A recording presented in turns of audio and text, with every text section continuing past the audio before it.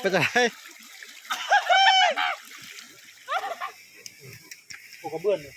มานขนาดเราจะหากินเนาะโอ้ได้ห้อยจนได้ไปหาปลาคือเก่ามื้อนี้ทุกคนฝนก็ตกแล้ว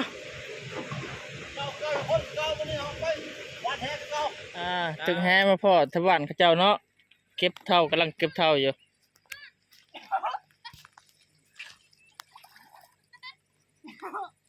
มันคือขุ่นน่ะลิแนมเห็นอยู่บ่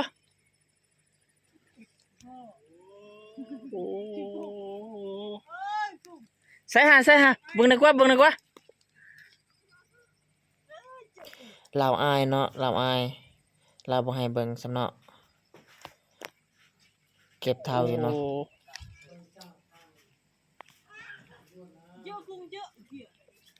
เบิ่งดูครับเบิ่งแน่เดี๋ยวอย่าพาพูด เบิ่งแน่ปิดมันนี่แน่กว่าเอาเก็บผักธรรมชาติทุกคนผักกาดเนาะมีผักหลายๆนี่นะเลือกกินเลยทุกชนิดนี่ผักกาดธรรมชาติทุกคนผักปลอดสารพิษนี่นะหาดิเกือบล้มมาได้นั่นใส่หนาเบิ่งดูนี่เห็นบ่ทุกคนธรรมชาติล้วนๆเลยได้นี่ผักปลอดสารพิษแท้ๆได้นี่นะฮะเอาเก็บมากินกับกล้วยป้าเนาะทุกคนเนาะคนหนึ่งตึ้งแห่วานแห่ร้อยอยู่คนเนาะเอาตัวเก็บผักเกี่ยวพร้อมเมื่อนี่กล้วยป้าเมื่อนี่โอ้คนนั้นน่ะตึ้งแห่แล้วตัวเก็บผักเนาะมาจัดเด็ดเลยไปมื้อนี้เด็ดเลยเมื่อนี่เมนูเก่าเมนูเขาทุกคนเมนูเก่าเฮา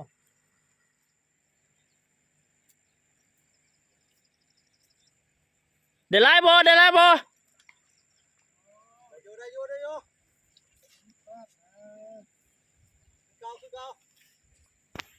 คือเก่าคือเดิมเนาะ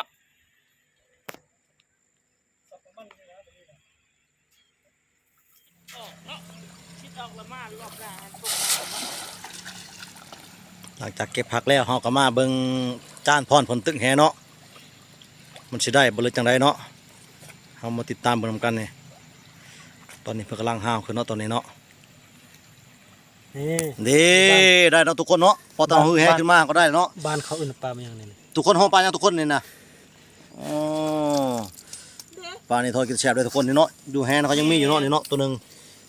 ปุ่นตัวนึงเนาะโอ้ได้อยู่ได้ทุกคนได้อยู่บ้านละ2-3ตัวบ้านหนึ่ง2-3ตัวเนาะเพิ่นว่าเนาะว่าจังไดจันติได้บ่เก็บผักนะพอได้โอ้เดี๋ยวร้านเลยเนาะพอได้นี่ซุปบ่มื้อนี่ซุปแท้ฮะนี่มาลุ้นนำกันทุกคนมาลุ้นนำกันเดี๋ยวว่าสิเป็นจังไดคือ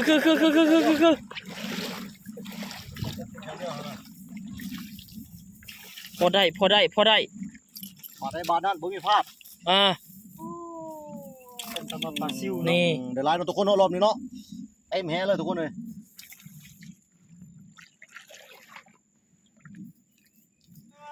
สมุนฝนตกบริเฮ็ดเวียกคนน่ะเขาพาเลิกแต่เว้นทุกคนมื้อนี้ทุกเลขเลย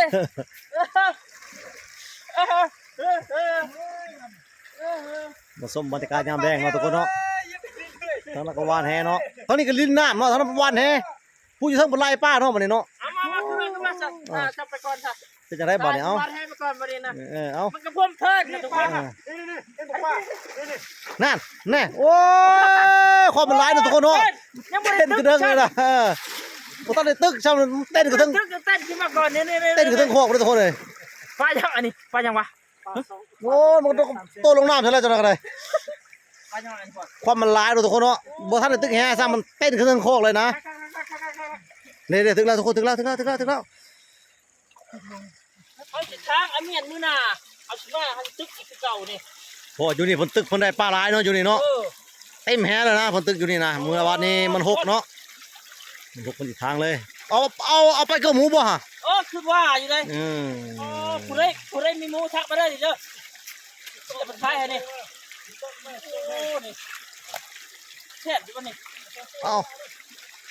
น่าจะแซ่บอยู่เลยคือปตาอยู่เอาไปละเป็นไง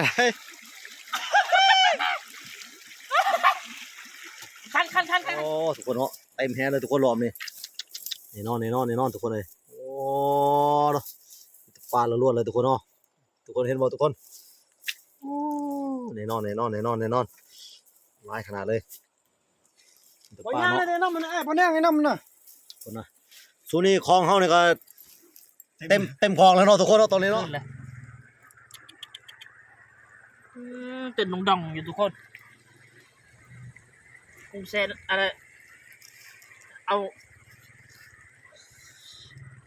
เต็มคลองเลยเนาะบัดนี้เนาะ ฮะ ต่อไปอีกเนาะทุกคนเนาะ ทันได้แล้ว เก็บบ่ทันได้แล้วเนาะทุกคนเนาะพูดตึกขึ้นมาใหม่อีกเนาะนี่เนาะทางนี้ยังเก็บบ่ทันแล้วทางนี้เอามาใหม่เนาะทุกคนเนาะ คนน่ะ เนาะ ไล่ สุดยอดเลย นี่เต็มแล้วฮะ ฮะเพียงคลองเลยเพียงคลองละเพียงคลองละทุกคนเลยบ้านนี้เฮาสิ เขา ฮอด สิ นี่ บ่ใส่ได้บัดสิทุกคนบัดนี้เขาสิเฮ็ดบ่สิบัดนี้ เฮาสิปิ้นง่ามมันขึ้นเนาะทุกคนเนาะ เพราะว่ามันใส่บ่ได้แล้วเริ่มใส่บ่ได้แล้วเริ่มใส่บ่ได้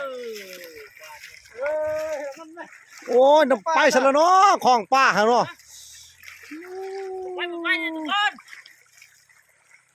ป้ามานี่เนาะมาเลยมา เอาสิทอกบ้านนี้เนาะไปเบิ่งนำกันเนาะบ้านนี้เนาะ ทุกคนโอ้เต็มเลยงานนี่ แน่นอนทุกคนแน่นอนหลายเนาะ แน่นอน น้าเลยคลอง โอ้กระเบื้อนเลย มานขนาดเนาะจะหากินเนาะ โอ้ได้ห้อยจังได๋ เอาสิก้อยนะทุกคนเอามานี่เนาะป้อมจะเกินเลยนี่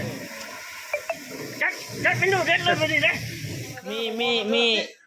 มีทอดเนี่ยเนาะมีทอดมีแกงนี่สูตรเด็ดเลยสูตรเด็ดเลยทุกคนเด้อตัวนี้สิทอดเนาะนี่ทุกคนบ่หันบ่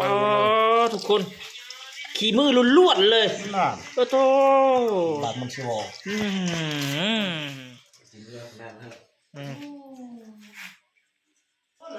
ขั้นต่อไปเอาสิมา